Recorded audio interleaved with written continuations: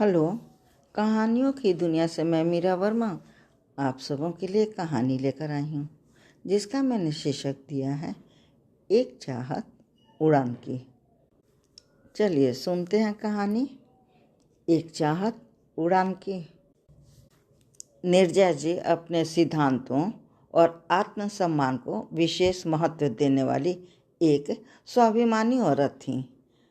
Telephone department में operator के पद पर कार्यरत थीं और साथ रहती थी उनकी प्यारी सी बिटिया जिनका नाम था वान्या। दोनों दो विचारों वाली माँ एक प्यार और ममता की मूरत थी। किसी को भी कोई ज़रूरत हो तो हमेशा आगे रहती उसकी सहायता के लिए। और उनकी प्यारी नटखट बिटिया उन्मुक्त स्वच्छंद विचारों में उड़ने वाली, बेफिक्र अरमानों को लहराने वाली, कभी मोम के लिए भी सरदर्द बन जाती। नीरजा जी हमेशा कहती, घोड़े जैसा टप टप करके चलना छोड़, धरातल पर पैर रखकर चलना सीख। वान्या हंसती हुई या यूं कहें मचलती हुई मम्मी के कंधे से झूलती हुई बोलती, मैं मदमस्त हवा की झोंका हूँ मोम, न कभी रुकूंगी न कभी थमूंगी। नीरजा जी कभी कभी घबराकर पूछती, तू करने वाली क्या है? वान्या हवा में हाथों को लहराती हुई बोलती, मैं तो पायलट बनूंगी। नीरजा जी उसकी आंखों में झांकती हुई पूछती, और पढ़ेगा कौन? वान्या नीरजा जी के आगे पीछे घूमती हुई बोलती, मैं पढ़ूंगी। नीरजा जी उसे समझाती हुई कहती, बहुत मेहनत करना पड़ेगा बिटिया रानी, और तुझसे तो पढ़ाई होने से रहा। वान्या बेफिक्र होकर बोलती, मैं अपने सपनों को पंख दूंगी माँ, अपने अरमानों को बिखरने नहीं दूंगी। समय आने पर मैं सब कर लूंगी। पति पत्नी साथ नहीं रहते। इसका मुख्य कारण था वान्या के पापा अपनी जिम्मेवारी से वो एकदम कट कर रहते हैं। घर में क्या ज़रूरत है, नीरजा जी के सामने क्या परेशानियां आ रही हैं, उससे वो एकदम अलग रहते हैं। वकालत तो कर ही रहे थे पर आमदनी नाम मात्र की थी, घर खर्च भी कम पड़ जाता। नीरजा जी एक खुदार मिजाज की औरत थी, गाहे बिगाहे नोकझोंक हो जाया करती थी। इसी बीच वान्या का जन्म हुआ।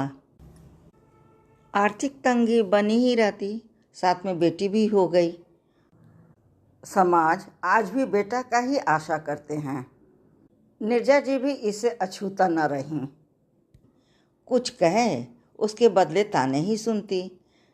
गाहे बिगाहे घर के लोग कह ही देते, एक तो बेटी जने साथ में खर्च भी लेती आई है।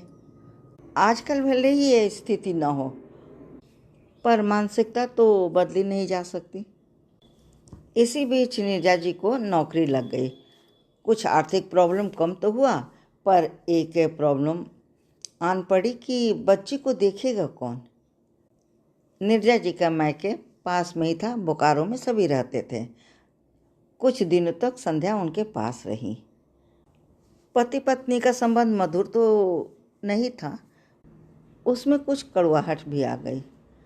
अब इसका नतीजा ये हुआ कि नीरजा जी ने पति से अलग रहने का फैसला कर लिया।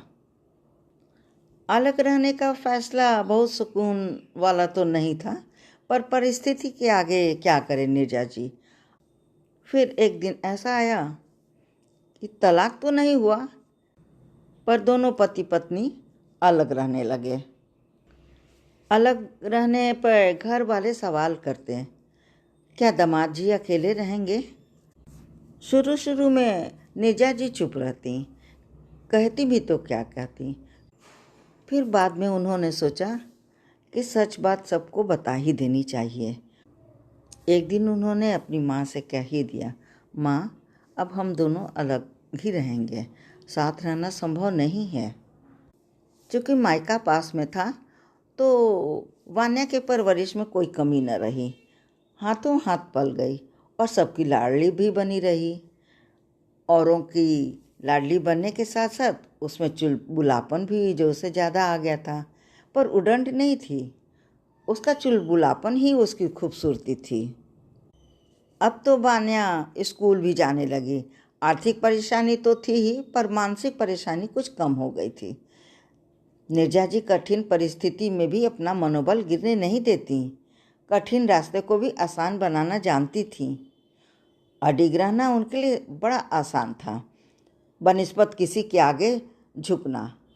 गाहे बगाहे उनके पति सूरज जी आकर बेटी को देख लेते, पर आर्थिक सहायता कुछ भी न करते, और बल्कि अपनी परिस्थितियों को उजागर करते हुए नीरजा जी से ही कुछ ले लेते। चूँकि तलाक नहीं हुआ था तो आने जाने से भी कोई नहीं रोक सकता था। वान्या को जब भी नीरजा जी देखती और अपनी सूनी आँखों से उसे निहारती हुई सोचती, इसके सपनों को मैं कैसे पंख लगाऊंगी, एक ही तो है। उसकी इच्छा पूरा करना तो मेरा कर्तव्य बनता है और मैं करूंगी भी। दृढ़ स्वर में अपने आप से बोलती, मैं इसे पायलट बनाऊंगी, निश्चय ही पायलट बनेगी। उमड़ते घुमड़ते परिस्थितियों के बीच वान्या 18 साल की हो गई। आभासी दुनिया को समझने लगी थी। जब भी वो नीरजा जी को परेशान देखती तो कहती, मॉम तुम चिंता न कर, अगर मैं पायलट न भी बनी तो क्या हुआ, जॉब के अनेकों रास्ते खुले हुए हैं। मैं जब भी करूँगी अच्छे की तरफ ही जाऊँगी, आपकी परवरिश पर आँच न आने दूँगी। अपनी सपनों की दुनिया रचाती बसाती वान्या सोचा कि चलो आगे की पढ़ाई करती रहती हूँ। उसने कॉलेज में एडमिशन ले लिया। चुलबुलापन ही उसकी खूबसूरती थी। इसी चुलबुलापन पर तो कुशल उसकी तरफ आकर्षित हो चला था। वान्या भी उसे चाहने लगी थी। वान्या समझने लगी थी कि पायलट बनना आसान नहीं, पर कई ऐसे जॉब हैं उड्डयन डिपार्टमेंट में, मिल ही जाएगा। कुशल भी उससे हमेशा कहता, देखो तुम ज़्यादा चिंता न करो, बल्कि प्रयास करो। कोशिश करने वालों की कभी हार नहीं होती। हौसले बुलंद हो तो कुछ भी करना असंभव नहीं। पर वो करे भी तो क्या करे, बचपन से ही तो उसने उड़ान भरने की चाहत पाल रखी थी। एक बार उसके स्कूल में बच्चों को फिल्म दिखाई जा रही थी। फिल्म वायुसेना उड़ान पर थी।